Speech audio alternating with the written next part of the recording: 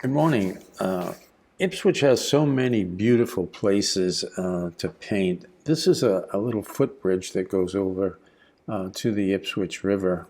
Very beautiful views. And this is a path that runs along the river for about a half mile that I walk very often. You see a lot of canoers and kayakers, a lot of beautiful scenes. And at the end of that path is this beautiful bridge, another footbridge. It's just a very nice scene. So I thought we'd paint that today.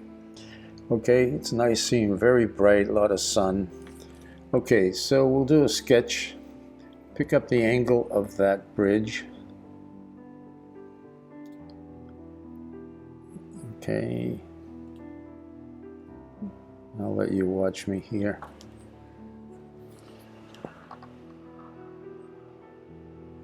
Just getting the angle of the bridge, the way it goes off. Gets smaller and smaller as it goes off. Look at the distance. The bridge itself, I made it a little wider because it's really going to be the center of interest of this painting. So there's the left side of that bridge. It has these beautiful curbs, I guess you'd call them, that mark it. And there's a fence that goes along that becomes very important.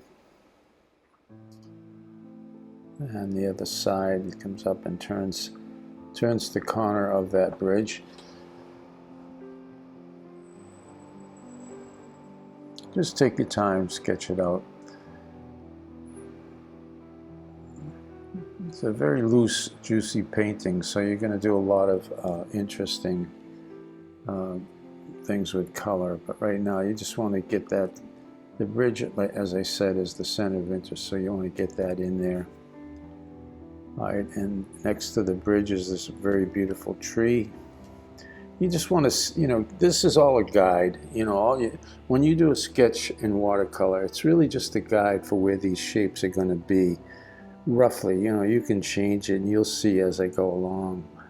It may not work out the way I intended. So, but it gives me a good idea before I begin the painting where I'm going with it, okay? The tree is also a very important part of this painting. Just left of the center, very big and dark tree.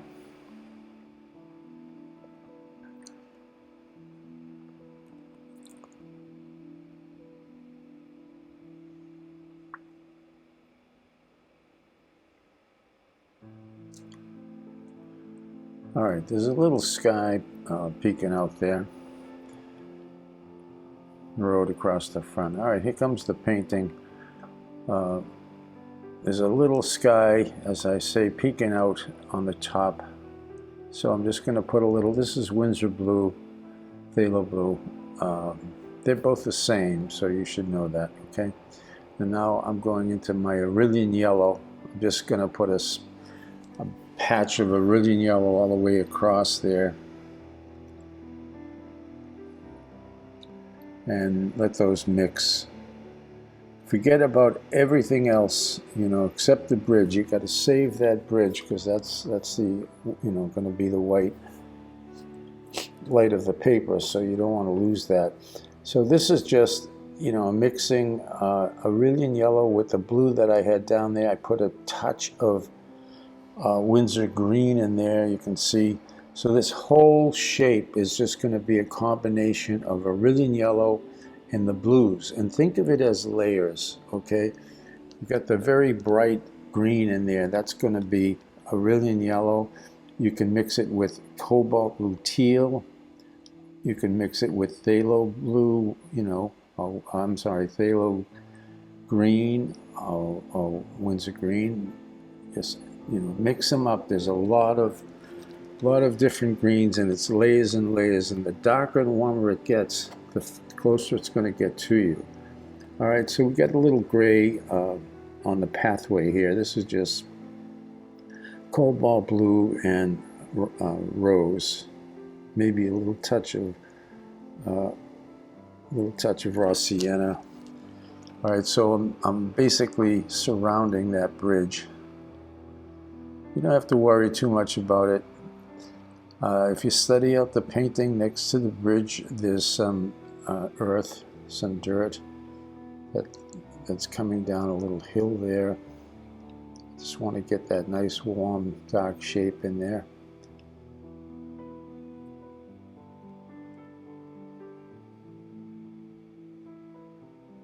All right, and that helps. You can see it really defines that edge of the bridge, and on the other side as well there's some earth. Now there's a very dark area here. It's actually, you can actually see under the bridge here, but not in this photo. So it's very dark. The water runs, part of the river runs right through there.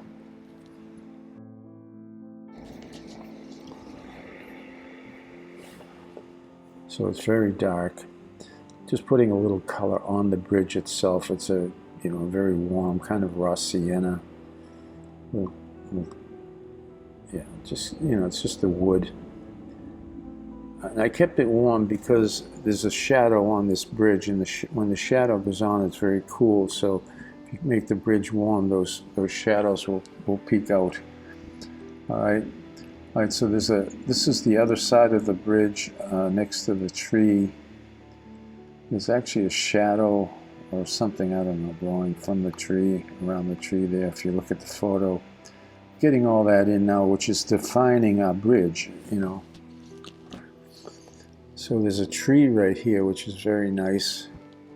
I'm just mixing cobalt blue with some Iridian yellow and just popping this tree in.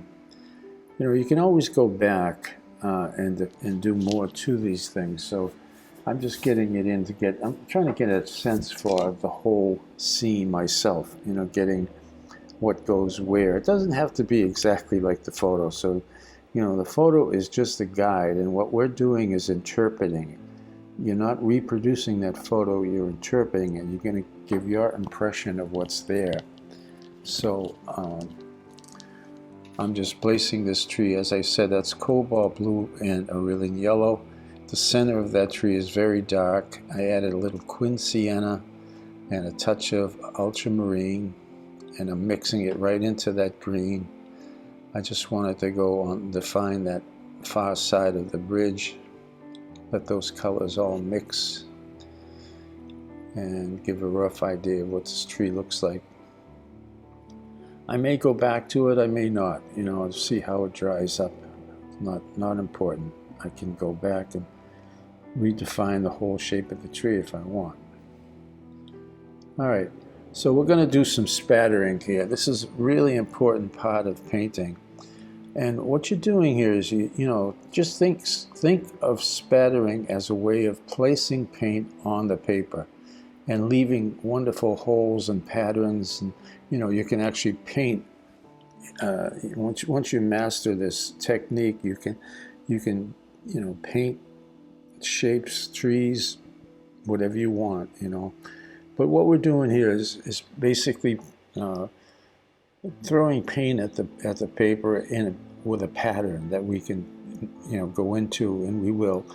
See, we'll go into it now with a brush and tie a lot of those together to form our trees, the shape of our trees. But at the same time, we're able to leave wonderful sky holes in the tree and spaces, and create a beautiful sense of the trees, leaves, wonderful shapes. Do the other side. This is, again, this is cobalt blue with Iridian yellow, little raw sienna, touch of rose. Mix up the greens. Think of this as layers, layers, very bright in the back, getting darker and darker as it comes forward, very dark in the shadows.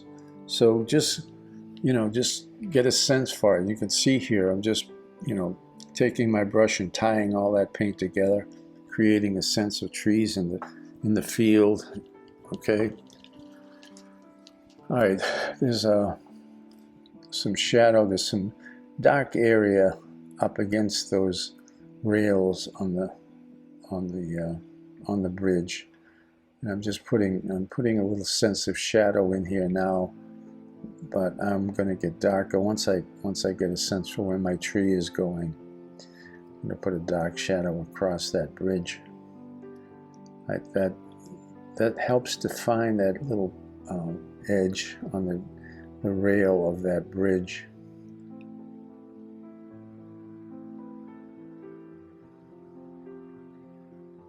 All right, very light shadow. I'm going to go in, as I say, and put a darker shadow in. Okay, but up to the edges. Save those edges. The rails on that bridge is very light. You know, so I'm putting a little more dark in there. Just using ultra little speck of quinceañera here, keeping it warm. So I put the gray in first, and I add a little bit of the quinceañera, a little bit of raw sienna. I just want to define that rail, the edges of that bridge.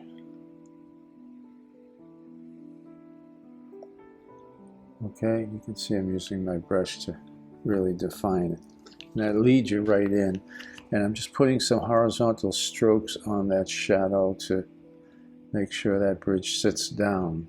You know, you want those edges to sit right down. All right, I'm going to put some of the tree in. There's a tree on the right. It's going through the branches and then very heavy here. This is a branch of another big tree that is really out of sight. So I'm putting the branch in and adding some smaller branches to it. All this stuff is very important because it ties it together, and it gives you some depth. The darks really give you the depth because the darks come forward. Okay. All right, so I'm adding some darker leaves down in here. I'm going to tie that into the bottom of the tree. Add some more darker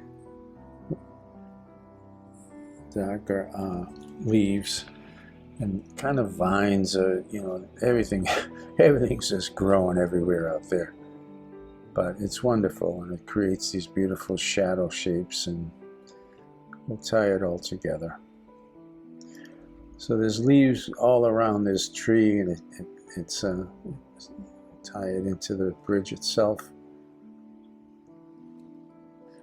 It sets the bridge back. See, the leaves are in front.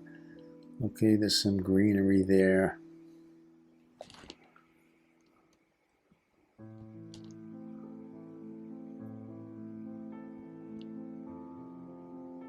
Just study out your photo and look at it. You know, again, don't try to reproduce the photo. Look at it, get a sense for what's there, and then get back to your painting and paint it. Paint the way you feel, the way you see it. You know, make sure you save plenty of sky holes here. All right, there's a nice shadow. It's coming from the left, so it's going to come over that bridge, but right now I'm just painting the right side of the bridge, and it comes all in front here. Gives you a sense that the trees are around, the trees are everywhere. Leave plenty of little sunspots where the sun is peeking through the tree and leaving this shape. You know. Okay, there's another dark tree on the left. Pop that in. Throw some more cobalt blue with yellow, maybe a little touch of Windsor blue in there. Windsor blue and the Rivian yellow give you beautiful bright greens, so you can, and if it's too bright, add a little raw sienna to it or a little rose, to bring it down. Really beautiful. All right, there's some earth showing through this in the shadow there. Leave some light so you can see that light coming through the trees. All right, this is all background. We haven't really got to the main event yet, okay? Adding another layer of darks, maybe, not sure what I added here, but maybe it's ultramarine with some Rivian yellow. A little bit of raw sienna in there, you know, darker greens. Mix up all your blues and your greens, you know, try all different things. So, all right, I'm putting a branch in here on that big tree. There's a branch that goes off to the left and meets this the other branch and comes all the way down to the base.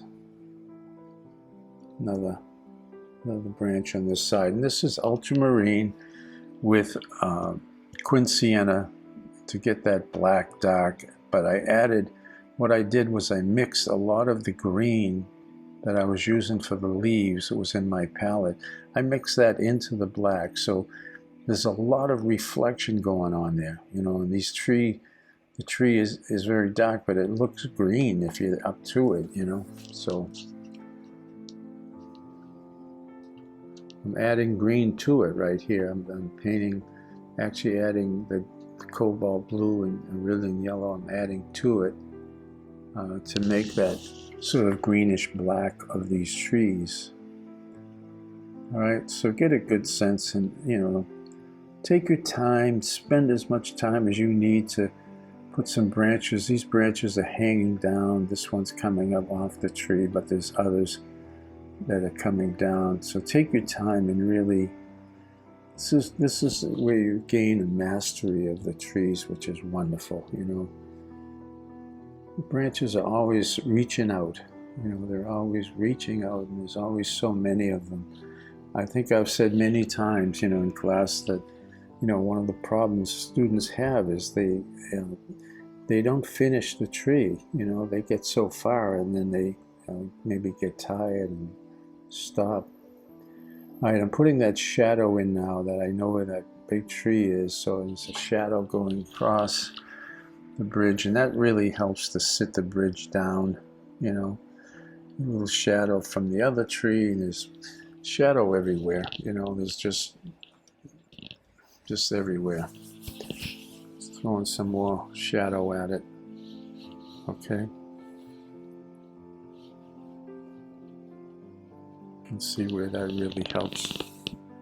All right, I'm going to use the credit card. You may not want to do this, but that tree is very dark and it's very beautiful. But what I'm doing here is using my credit card to squeegee very lightly, very little pressure, taking some of that paint off and using the grain of the paper to create a grain of bark on the tree. And it's beautiful, you know. All right, anyway, we're going to do the fence now, and you can see I gave you that little spot. The fence on the left has a lot of light on it, so what I'm doing is I'm basically painting that fence with water first, okay? Just clear water. So I'm just going to lift this out. Just do it carefully, you know. Put plenty of water in there. Paint the rails. Okay, take a towel.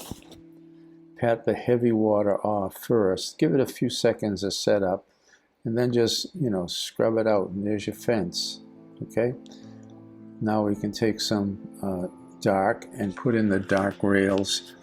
The posts are very dark. They're not getting the light, but and a little bit under the rails will be, you know, you can really define it, but having that light on the fence itself really is nice, and that's on the left side. On the right here, it's very dark. It's not getting the reflective light that, you know, it's backlit to us, so we can put that in very dark. You know, again, you can add a little bit of the green to it if you want to get that green reflection.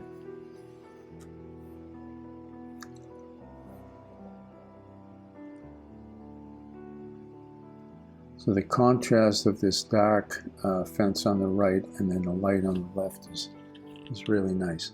All right, underneath again, it's very dark because you can actually, as I said, there's actually, you know, the river runs through that, under that bridge, so you could see it.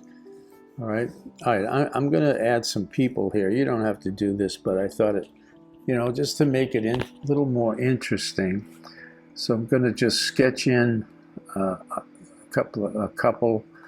A lot of people walk this path and with their dog, and it's so beautiful here. You know, you can almost feel the breeze blowing through there. Wonderful. All right, I'm just sketching. I'm giving myself an idea what's the size of the people, and I'm using that fence as a reference for the people.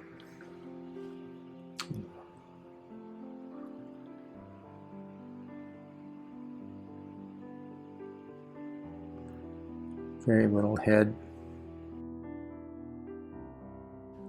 And I'll use some raw sienna. I put a little drop of gouache in the raw sienna. I just wanted to sit on top, you know, but I wanted to keep it nice and light. So then I'm going to put his partner beside him. I used a little gouache and a drop of rose. So she's got a pink top on, and I'm going to give her a pair of shorts, and the shorts will be white, but when you paint them, because she's backlit, I'm going to paint the shorts will be a violet, and then really just cad red with a little of that gouache for her legs. All right, so they're standing together. Make her a brunette. And there's a little puppy beside her. Funny, he looks just like Scribbles. All right, so there's the little puppy. All right, I hope you enjoyed this. This is a lot of fun. This is big landscapes, you know, layers and layers of color. Okay, thank you very much for joining me. Please subscribe if you haven't. I appreciate it. And I will see you again very soon. Thank you so much.